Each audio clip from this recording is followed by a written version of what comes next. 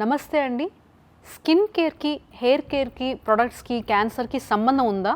మనం face glow అవ్వాలని, hair shining ఎక్కువ అవ్వాలని మనమందరం ఏవో ప్రొడక్ట్స్ యూజ్ చేస్తూ ఉంటాం. కానీ మనం స్కిన్ మీద రాసుకునే ప్రొడక్ట్స్‌లో కొన్ని క్యాన్సర్ కాజ్ చేసే కెమికల్స్ ఉంటాయి.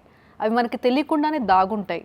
ఇప్పుడు ఫెయిర్‌నెస్ క్రీమ్స్, ఎన్నో చీప్ లోషన్స్, పర్ఫ్యూమ్స్, ఒక హెయిర్ డైస్ ఇలా చాలా ప్రొడక్ట్స్‌లో parabens, phthalates, formaldehyde releasers, coal tar dyes వాడుతుంటారు.